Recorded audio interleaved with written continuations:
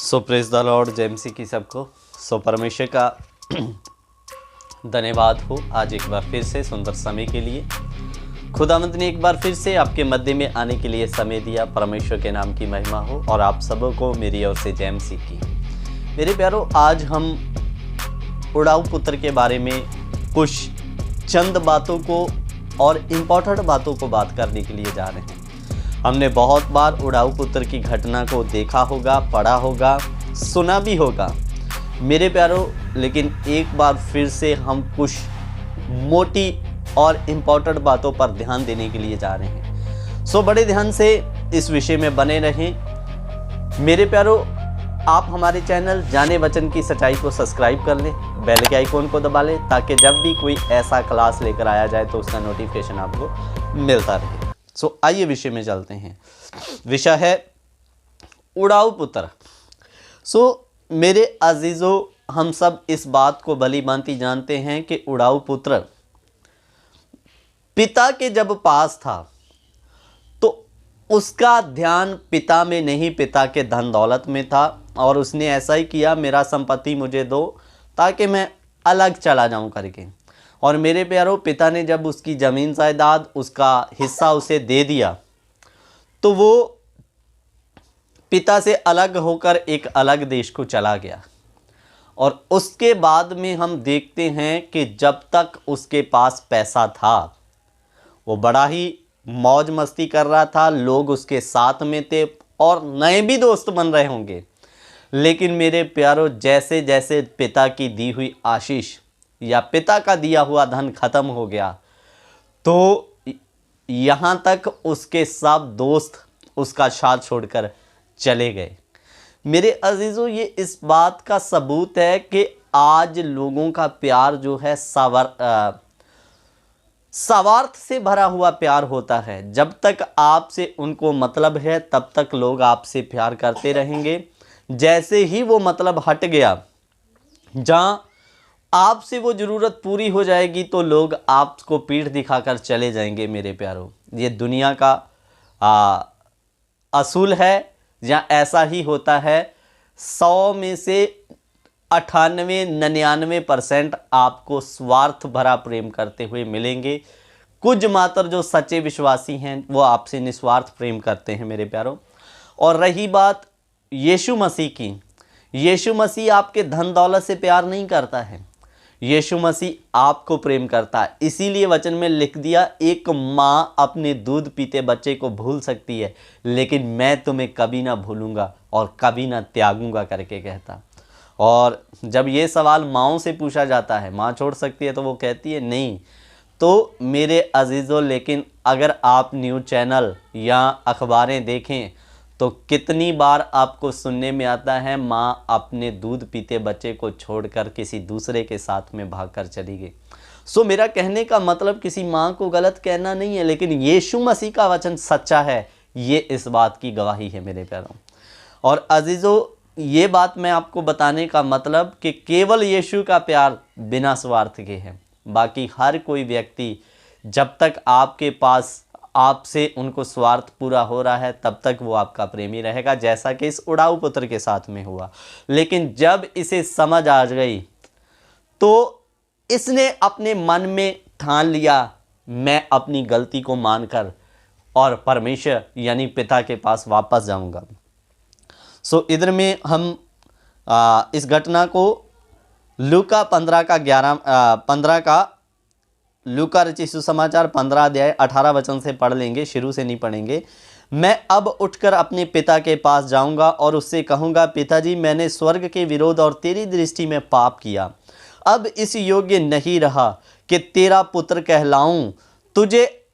मुझे अपने एक मजदूर के समान रख। मेरे प्यारों, जब हम गलती करते हैं तो सबसे पहले एक विश्वासी के अंदर में एक पश्चाताप होना जरूरी है।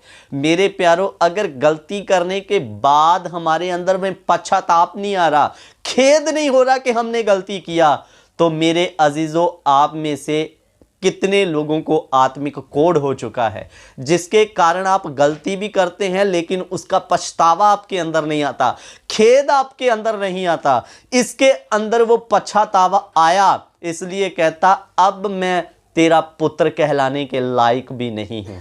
मेरे प्यारों, परमेश्वर से एकमात्र माफी पाने का उपचार है, अपनी गलती को मान और मानकर छोड़ दे, तब तुझे माफ किया जाएगा।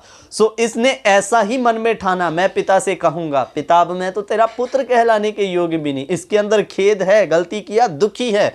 सो आगे हम पढ़ते हैं, तब वह उठकर अपने पिता के पास चला गया। अभी दूर ही था, उसके पिता ने उसे देखकर तरस खाया और दौड़कर उसे गले लगाया और उसे चूमा। मेरे अजीजों, जब आप पश्चाताप करके उस गलती को मानकर छोड़कर पिता के पास वापस आते हैं तो पिता आपको गले लगाने के लिए तैयार है। और आगे क्या है, पुत्र ने उससे कहा, पिताजी मैंने स्वर्ग के विरोध और तेरी दृष्टि में पाप किया और अब इस योग्य नहीं रहा कि तेरा पुत्र कहलाऊं। परंतु पिता ने अपने दासों से कहा, झट अच्छे से अच्छा वस्त्र निकाल कर उसे पहनाओ और उसके हाथ में अंगूठी और पांव में जूतियां पहनाओ और पला हुआ बछड़ा लाकर मारो कि हम खाएं और आनंद मनाएं, क्योंकि मेरा ये पुत्र मर गया था, फिर जी गया, खो गया था, अब मिल गया, और वह आनंद करने लगे। मेरे अजीजों, यहां पर एक बात आपको बड़ा ध्यान से सुनना होगा। दो चीजें, गलती को मानना, छोड़ना और प्रभु के पास आना।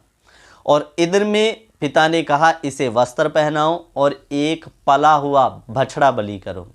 मेरे अजीजों, ये इस बात का गवाही था कि बिना कीमत के पापों की माफ़ी नहीं है, इसलिए इधर भी खून का बलिदान हुआ ताकि उड़ाऊ पुत्र की गलती को ढांप सके या उसको माफ़ किया जाए। मेरे प्यारों, आज असल में वर्तमान में अब हमें गलती को मानना है, मानकर छोड़ना है। अब बलि करने की आवश्यकता नहीं है, बलि के बिना माफ़ी नहीं है, लेकिन बलि प्रभु यीशु मसीह ने हम सब के लिए भविष्य, भूतकाल, प्रेजेंट और फ्यूचर, यानी कि भूतकाल, वर्तमान और भविष्य काल के लिए बलि दे दिया चुका है। मेरे प्यारों, अब हमें बलि देने की आवश्यकता नहीं है, बलि दिया जा चुका है और उस बलि के बिना माफ़ी नहीं है मेरे अजीजों। और मेरे प्यारों, सबसे पहली बात, जब तक आपकी जेब में माल है लोग आपके पीछे हैं, लेकिन परमेश्वर आपको निस्वार्थ प्रेम करता है। और दूसरी बात हमने सीखी, जो व्यक्ति गलती करने के बाद जिसे पछतावा है, खेद है, वो आत्मिक जीवन अभी भी उसके अंदर में, अभी उसको आत्मिक कोढ़ नहीं है। अगर गलती के बाद खेद नहीं होता तो आपको आत्मिक रीति से कोढ़ हो गया। और मेरे अजीजों, दूसरी बात कि आप गलती मानकर पिता के पास जाओगे, पिता आपको ग्रहण करेगा, छोड़कर, मानकर और छोड़कर। और दूसरी बात मेरे प्यारों, अब लास्ट में सारी बातों के बाद उड़ाऊ पुत्र इस बात को जान गया कि आनंद जमीन जायदाद या पैसों में नहीं, आनंद पिता के साथ रहने में है। हालेलुया। इसलिए मेरे अजीजों, आज बहुत सारे लोगों को लगता है पैसा ही सब कुछ है। मेरे प्यारों, लेकिन ऐसी भी कंडीशन आ जाती है, पैसा भी किसी काम नहीं आता। मेरे प्यारों, लोग ऐसे भी हुए जिनको भयानक बीमारियां हो गई, उनका पैसा भी उन्हें बचा नहीं सका। मेरे अजीजों, कहने का मतलब क्या है, हमें लगता है पैसा सब कुछ है, लेकिन जो मसीह को सत्य सच्चाई से जान चुके हैं, जिन्होंने वचन को कबूल कर लिया, उन्हें पता आनंद पैसे में नहीं, पिता में है। मेरे प्यारों, उनके पास भले गाड़ियां ना हो, घर में एसी ना हो, लेकिन पिता में जो उन्हें आनंद है, वो उस आनंद की उपस्थिति को जानते हैं। मेरे प्यारों, इसलिए कभी पैसा हमें खुशी नहीं दे सकता, यीशु और यीशु का प्यार हमें खुशी देता है। सो परमेश्वर इन वचनों के द्वारा आप सबको आशीष दे। परमेश्वर के पीछे दौड़े, पैसे के पीछे नहीं, बाप के पीछे भागिए, बाप के साथ रहने में आनंद है। God bless you. जय हिंद।